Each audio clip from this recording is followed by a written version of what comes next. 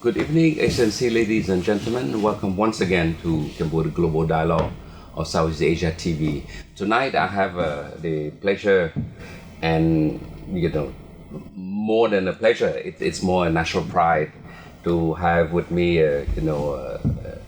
Excellency Phoak, who just been recently confirmed to be the next Deputy Secretary General ASEAN. And he will take up his position toward the end of the year. So I thought to invite him to the show and we'll talk a bit about this particular appointment and what does it mean for Cambodia, what does it mean for ASEAN. So I think this is quite a special, talk there this time. Nothing specific, but more about the role of Cambodia, in the regional setting, and more how can we push more younger generation to take a proactive role in international regional affairs. Yeah. So, Phoak, welcome to the show. Thank you very much for having me here today. Yes. But anyway, for those who have not, you were here before once, right? Yes, to talk about World Economic Forum. Yes, that was last year. Oh yeah, that was a year ago. So I suggest you say a bit about yourself, your background a bit, so that the audience have a feel of where you're coming from. Now I am the Undersecretary General. Yeah, it's fine. Yeah. Undersecretary of State at the Council's Minister. Before I joined the Council's Minister, I was President of the Cambodian Institute for Strategic Study, which is a think tank focusing on foreign policies, national defense, and international trade. So my expertise and my backgrounds are largely about foreign policies and the roles of Cambodia in regional affairs and international affairs, specifically Cambodia in ASEAN. So, and where did you do your study? I did my degree in Australia and in the UK. So, yeah.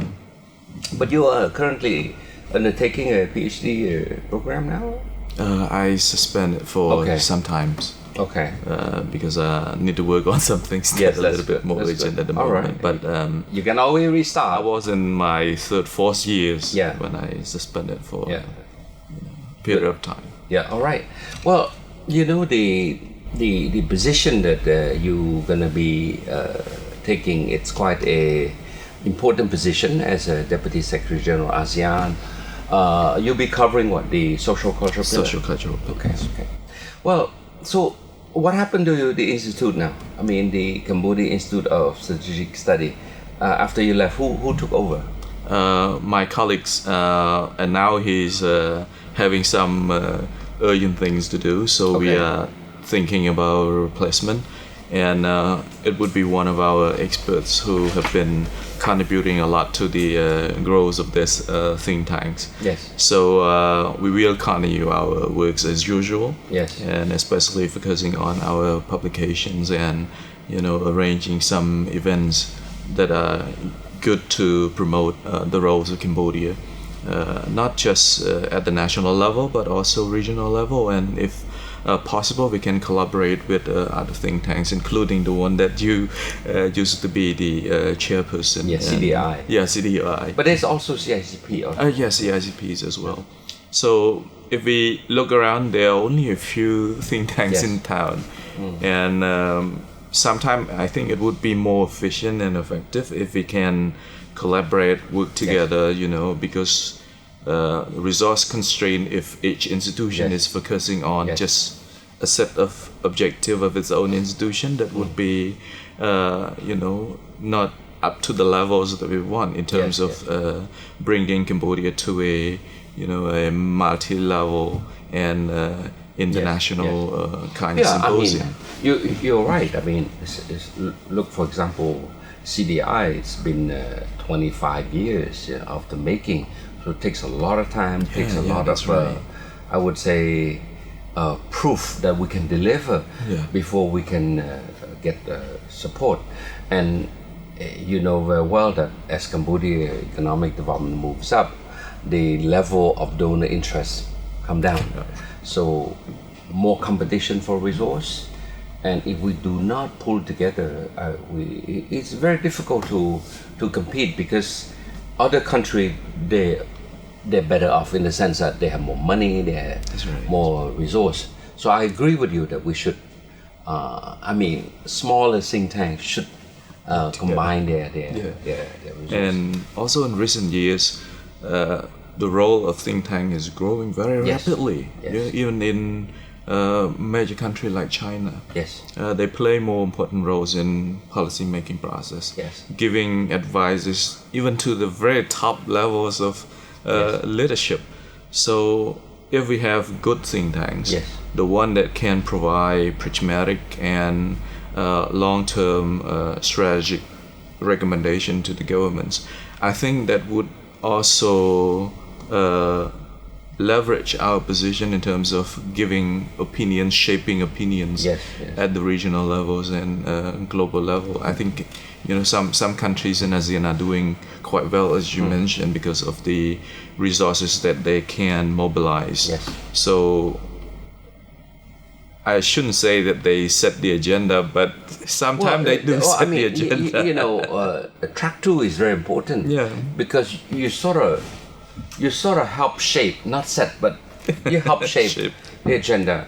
And to be fair to them, they have more time. That's right. Track 1, people in the executive, they're busy on so many things, on a day-to-day basis, a lot of fire to put out, but think tank, you sit and think, and to me, I think Cambodia now, we start to appreciate more and more the role of think tank. But I think the other thing that is important is that we start to see younger scholars returning. That's right. A few years ago, you probably fit in that category, young scholar returning back home, inspired, wanting to contribute. And these are the intellectual assets that Cambodia need to harness now. That's right. Because I would say, Google regularly to see, piece of writing, article, publication, and I'm surprised the amount of Cambodian scholars still doing their PhD, still doing their master, some working abroad, but at some point in time they will come back. That's right. And that is probably something that this government is very keen. And His Excellency Prasekon, the Foreign Minister, had just launched the Ministry of Foreign Affairs Institute of Diplomacy and International Relations. So these are the sort of institutional credential that will help attract the talent back home. This is also some things that I take note seriously. For Cambodian students, not just Cambodian students, but other students from developing countries, when they have a chance to do their degrees in developed countries, there are job opportunities there. So some, attempt to stay there and then work and so on. But over the past few years, I can see from my observation and also close relation with students overseas, I can feel, there's a change in thinking among them, that they believe that when they come home, they can have more impact in terms of their contribution to the country's development and political direction and so on. Which is very different. If 5 years ago they would try their best to find a job at a private companies or at the UN system. It's interesting that the pay of top-notch researcher are very, very competitive now. That's right. Vis-a-vis those who are in the private sector. And I would say in Cambodia, people think that we're a least developed country. We still, the level is still low. Not true. You find, for example, to get good people to run a company, CEO, CFO, you gotta pay, $2,000, $3,000, or $4,000. CEO can go all the way to $8,000, $9,000. And so people were shocked. Said, "Gee, but you're a least developed country." Yeah, but still, the business is good. company can afford, and it sort of put the pressure on civil society, particularly think tank, to say, look, if I want to get that PhD guy, I have to at least, pay something similar, So I think it's really a competition for talent. Oh yeah. It's a tough competition actually. I remember one time when we were trying to recruit an economist. Yeah. And I always think that okay, we should have a lot of economists in town, but when you go for a very good economist, there's a tough competition out there. Yes. As you mentioned, the private sector is growing very fast. Yes. There's so many private companies are looking for talented and highly qualified people, especially people in the economic specialization. So we tried to fight, but it's really tough, and in terms of salary, it's also very high, and sometimes we have to give them a higher salary than the private sector, incentive, that sort of thing. But say for example, if I look back in CDI in my 7 year as chair there, I would say the turnover is very low. People who researcher who decide to leave to go to private sector, very low, 1 or 2 people. That's it. Because I ask around. I say, why?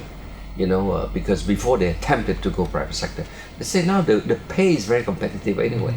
And since they're a researcher, their DNA is more research, So that's something that I'm quite happy. We're going to take a short break. When we come back, we'll delve a bit into ASEAN matter. Yes.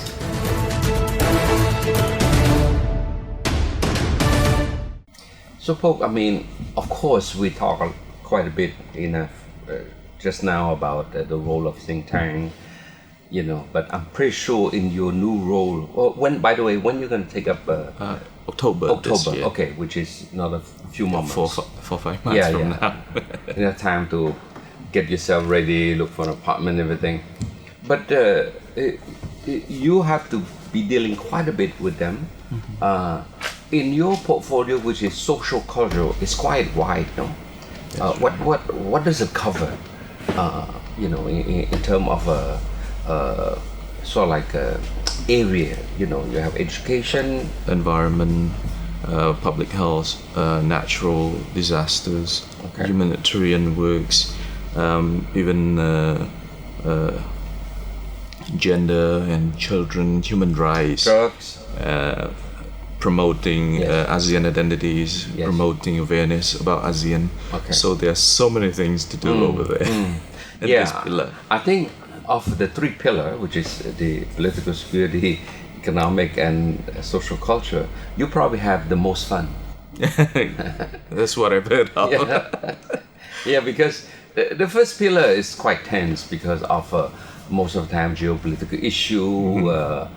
You go meeting, it's always some sensational thing that will tough issue.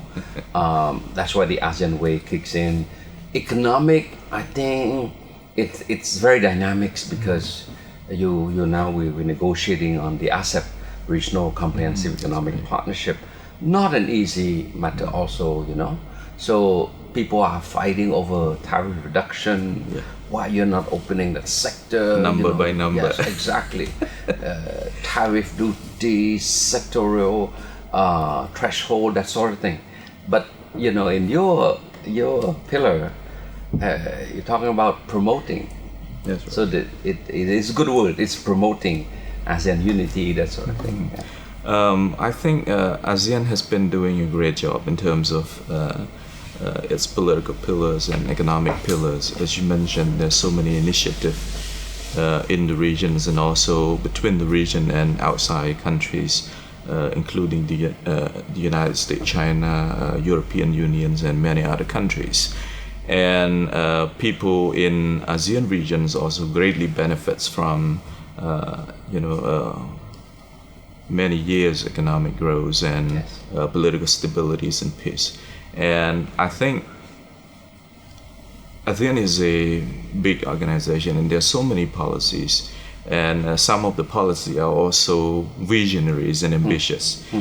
without strong support from people within each country, it would be difficult, for ASEAN to realize its dreams as well. So, what is the best way that we can make sure that we can maintain the level of support of people, within each ASEAN member state? Yes. And that would be a long-term solution to the sustainabilities, to the strengths of ASEAN as well. Yeah, let me interject a bit. It's quite interesting that I think a few weeks ago I met a few Singaporean entrepreneurs in Cambodia, and what I find shocking is that the level of understanding what ASEAN is all about is quite low. Quite interesting to have that finding. But it turned out that people, the country, the old ASEAN, right? They're quite settled. They sort of take for granted. Yeah. I think this is I shouldn't characterize this as a dangerous trend, but I think it's not healthy in terms of ASEAN long-term vision.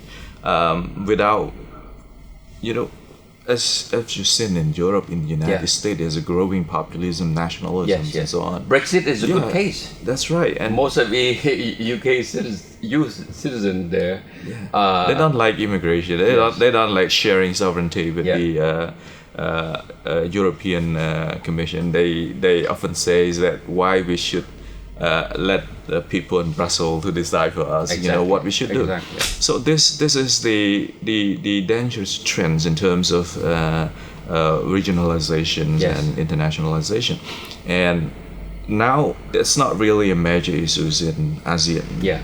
But we shouldn't take it for granted, just like you mentioned. Without enough understanding, the public can be easily manipulated. I think there's more effort on the latecomer, like Cambodia, Laos, Vietnam, Myanmar, for example. There's more effort to understand, because I think we see more ASEAN as an opportunity. That's right. So we try to understand more. But ASEAN, the old ASEAN, and I take the good case of Singapore, who is the chair of ASEAN this year, to have a successful, young CEO who doing very well and not knowing about much about ASEAN is a bit shocking, So perhaps they see that, well, I'm doing good already in my country. There is no need for me to reach out. While for us, we want to reach out to Thailand, to Singapore, to Malaysia, to Indonesia, because we see opportunity, So this is quite a challenge as a whole for ASEAN. Yeah, I think that there's a need to balance between, the ideas of regional groupings and the vision to become a middle power. Yes. There's always these tensions in the region. Some big countries, they would think that why I should constrain myself, within a regional organization like this, if I can, be on the same level with at least middle power countries. Yes, exactly. Indonesia is a good case. Exactly. So I think, but even though there's this kind of thinking, but still there's a strong support from the top leadership of those countries as well. But we cannot take it for granted. If the public is changing the directions of one country foreign policy direction, and then it's very difficult for us to stop it. And as you mentioned, Cambodia and some other latecomers are benefiting from ASEAN, but now we are also contributing back to ASEAN. Oh yes, definitely. So we're not just pure beneficiary from the. Yes, ASEAN. It's the ASEAN summit a few months ago. Oh no, not a few months. That was just last month. Last month in Singapore. I read one report say that the average rate of growth of the CMV, which is the latecomer, are far higher. So the development gap is narrowing down. See, the initiative for ASEAN integration, for example. I mean, and that we have to give credit to Singapore for being a strong supporter, financially, technically. Singapore has been the lead country in terms of supporting this initiative for ASEAN integration. But you see the effect. And I see one of my roles in that. In your new hat. Because narrowing development gap is very important. If we let some peoples in ASEAN to feel that they're left behind, or they couldn't share the fruits of growth like other people in ASEAN region, it would be very difficult for each countries to mobilize the support from their people for bold policy initiative. Some policies is gonna take years to. And to me, when we talk about the development divide, many people think that it's between country. I think it's more than that. It's between country, but also within the country. Because, like you say, if some part of the country are not benefiting from the integration, they will not support. So how do you make the wealth redistributions better, access to this growth more inclusive, and that's the word. I want to touch a bit on the UN, which I think in your pillar will have some good interaction, particularly with the new 2030 development agenda, the sustainable development goal. I think your pillar have a lot of component related. Because the subsectors in the pillars are what also the priorities of the social development plans and so on, and some of the key development indicators that the United Nations is trying to promote. So there's a close cooperation between the two organizations as well. And in terms of this measure, human development indicators, I think ASEAN is also doing a great job as well in terms of health, maternity deaths, and the deaths of child before the first birthday, child mortalities, and environmental issues, and some of these are the key areas that the pillar is focusing on. So I expect that there will be more cooperation on this, so that we can ensure that the region is truly inclusive, truly sustainable. I think the other thing that is very important in my view is the partnership with our development partner. Because many of these cross-cutting issue, let's say challenge with climate change, for example, environmental degradation, disaster, related to climate change, that sort of thing, are important because it's not just ASEAN. It also our partner have the same thing. And how do we work together? So we're going to take one more break. We'll come back. Let's tackle a bit this cross-cutting issue, more the cooperation, the partnership with them.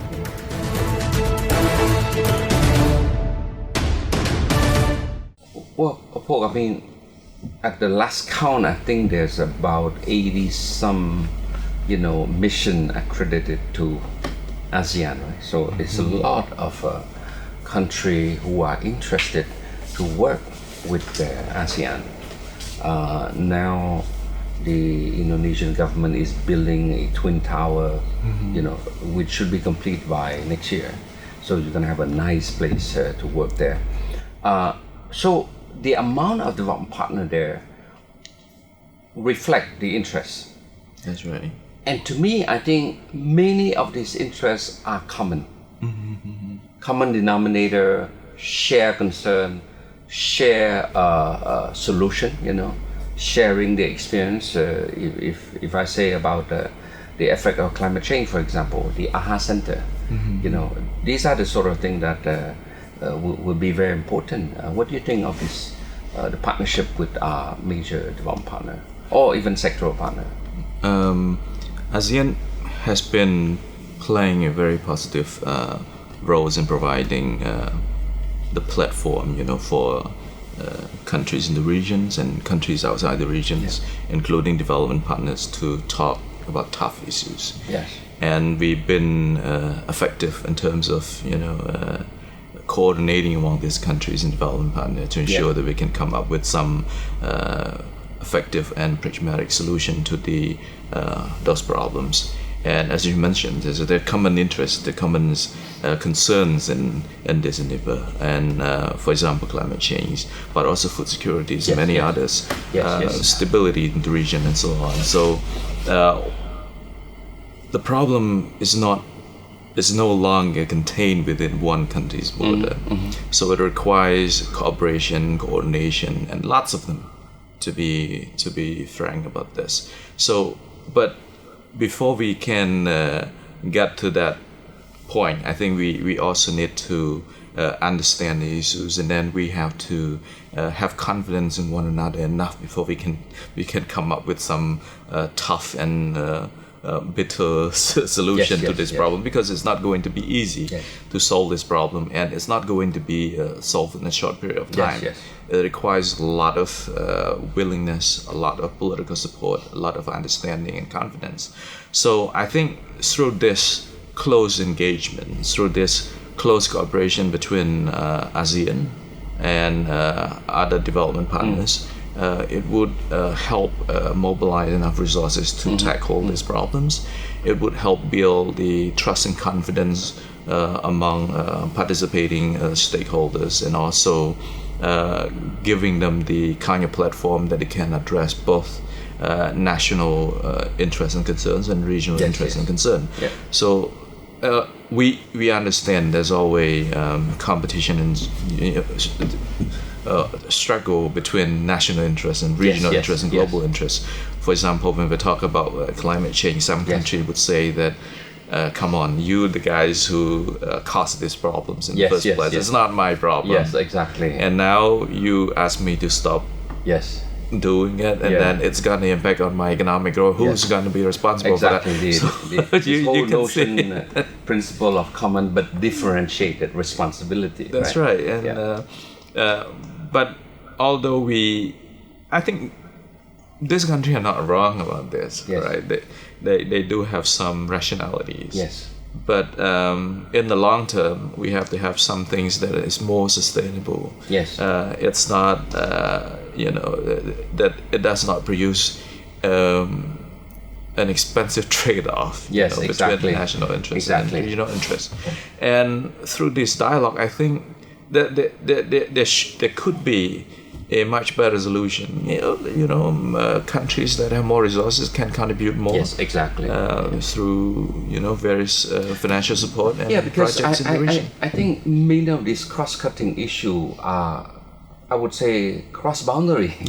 They don't stop at the border. That's right. And I think if I take for example, this climate-related disaster. Management, for example, a typhoon hits in, it affects life, it affects infrastructure, it affects the economic prospect of the country, and smaller country would not have the resource to step in. And this is where I see the strength, the resilience of ASEAN is that we come together. We come together, and our partner come together. So in time of crisis, there's a strong sense of solidarity, and ASEAN has been doing very well in terms of building that profile.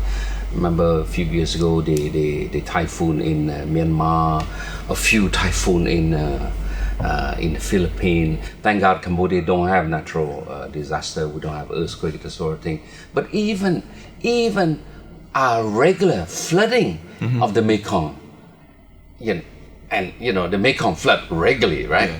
We have problem when there's a big flood, right? That's right. Life is affected. You need resource. You need to mobilize the soldier, the police to help, that sort of thing, and that's a normal seasonal flooding.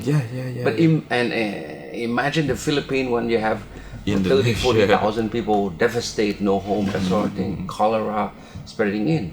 So this is something that I think you will be dealing quite busily there. On this topic, I think ASEAN need to be very effective in terms of assisting the member state, coordinating among major partners to help when one of our member state is in crisis, natural disasters and so on. Another thing is due to the resources constraint. I think it's very important for ASEAN to be more precise. I mean, what's going to happen?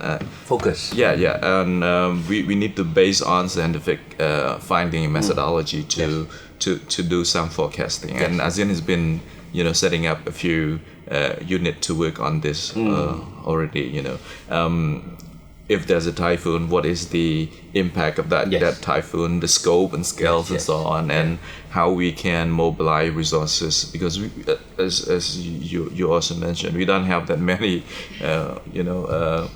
resources and facility to respond to natural disasters disaster more effectively. So sometimes we also get assistance from ASEAN development partners and key partners. It's Australia, the United States, China, Japan, South Korea, and so on to help. Because going forward, I think the need for scientific methods and accurate data and information about these problems are extremely important, so we can plan ahead. And there's also another dimension that quite recent in ASEAN. There's a strong move toward have more assertiveness, to have more control of our own destiny, in the sense that we welcome development partner contribution, but as ASEAN we want to also put as much we can from our own resource to show ownership also. So to me, this is a good sign of ASEAN maturity, ASEAN assertiveness, ASEAN prosperity, because you can only chip in when you have money, right? That's right. So, and the growth of the region is very helpful. I before we close, I want to touch on something that I'm pretty sure people will want to hear is, and not many people understand fully, because it's like a big elephant. You touch the, one part of the elephant, you think it's something else.